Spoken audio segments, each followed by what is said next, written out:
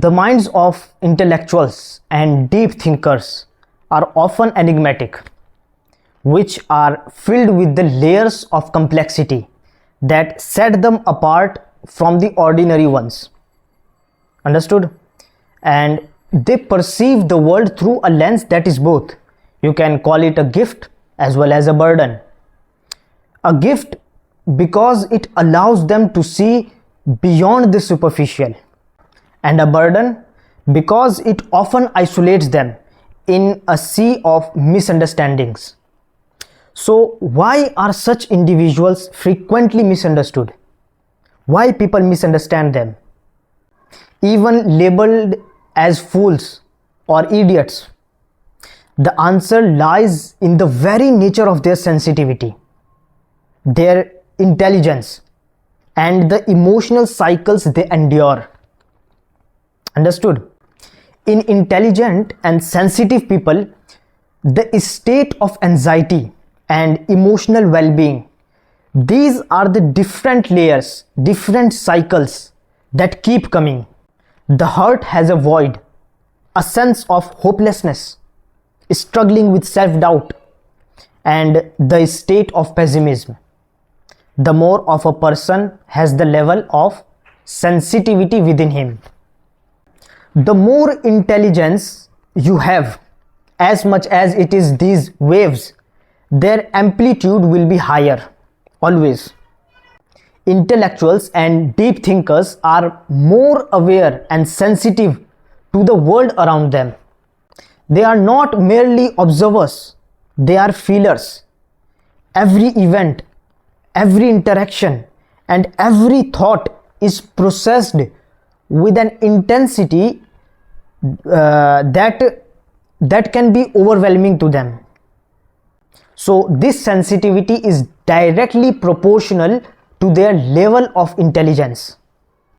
The more intelligent a person is, the more they are able to perceive the nuances of life, both its beauty and its pain. So this heightened perception often leads to emotional waves of anxiety, of self-doubt, and even pessimism. Understood? For intellectuals, life is a series of emotional cycles.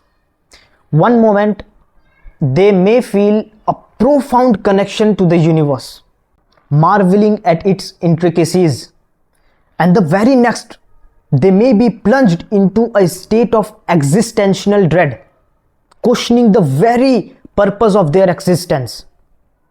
So these cycles are not signs of weakness, but rather a testament to their depths. The amplitude of these emotional waves is higher always, because their minds are constantly engaged in a dialogue with the world. And to this only the Prophet Muhammad, peace be upon him, sallallahu alaihi wasallam, said, "How wonderful is the case of a believer. There is good for him in everything." And this applies only to a believer.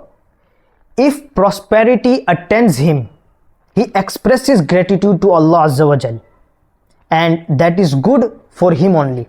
And if adversity befalls him, he endures it patiently, and that is good for him. This is narrated in Sahih Muslim. So this saying, this hadith, encapsulates the essence of emotional resilience. For intellectuals, every high and low is an opportunity for growth. Understood? And their anxiety is not a flaw, but a reflection to their engagement with the world. One of the most profound struggles for deep thinkers is the void they often feel within their hearts. This void is not merely an absence, but it is a space filled with questions, filled with doubts, and a relentless search for meaning. They are not content with superficial answers. They seek truths that resonate with their soul. So this quest often leads them to a state of pessimism as they grapple with imperfections of the world and their own limitations. Understood? So if you would allow me to ask you, why then are such individuals often misunderstood? The answer lies in the gap between their perception and that of the average person, of a common man. What they see as profound, others may see as unnecessary complexity. Understood? And what they feel as deep emotion, others may dismiss as overthinking, that this is just overthinking, nothing else.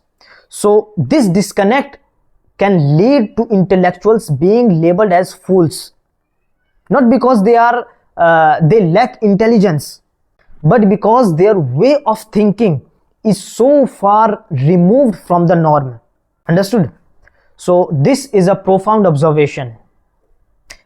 And throughout history, those who challenge conventional thinking, whether they are prophets, whether they are philosophers or visionaries, they have often been ridiculed. Their insights disrupt the comfort of established norms, making them appear strange or even threatening to the majority. Understood? And as I have already mentioned, prophets also were often dismissed as fools or deceivers because they introduced truths that people were either unwilling or unprepared to accept. The Quran itself acknowledges this pattern.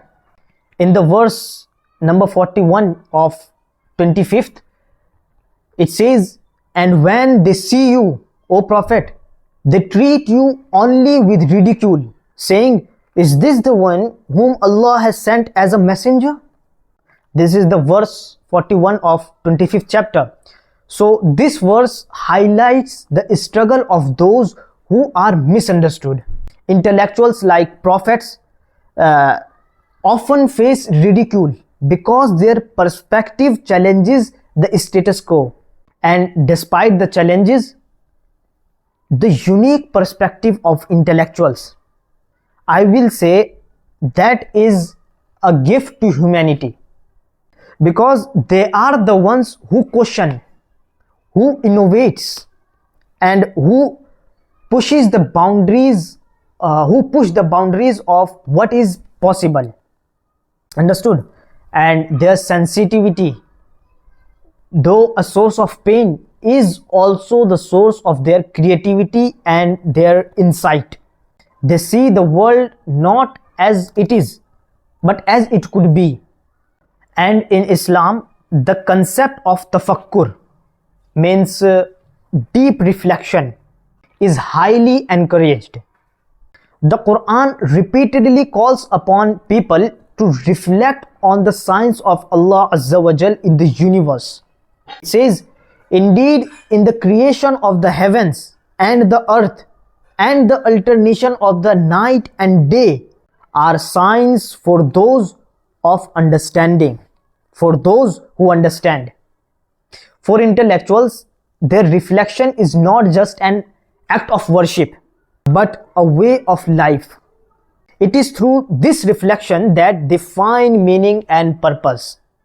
And a famous author named Arthur wrote in his book that, "I advise geniuses and intellectuals to address people according to their level of understanding and to carefully conceal anything beyond that." Geniuses should not expect the common people to acknowledge the intellectual efforts they have exerted or the mental achievements they have attained. They must also struggle against their own inclinations to avoid being drawn down to the level of the masses. For when they are forced to communicate with them, they cannot do so without becoming like them. The emotions and faculties of the common people are so low that they infect anyone who comes close to them or associates with them even for a moment. A profound written note. So, the minds of intellectuals and deep thinkers are a tapestry of sensitivity, of intelligence, and emotional depth. So, they navigate to world that often misunderstands them, yet they continue to seek truth and meaning. Their struggles with anxiety, with self-doubt and pessimism are not signs of weakness, no, never, but markers of their engagement with the world. And in Islam, they find a framework that validates their quest and offers them solace. They are not fools, no, they are the visionaries who see the world with eyes unclouded by superficiality. And in their vision lies the hope for a better and more enlightened world.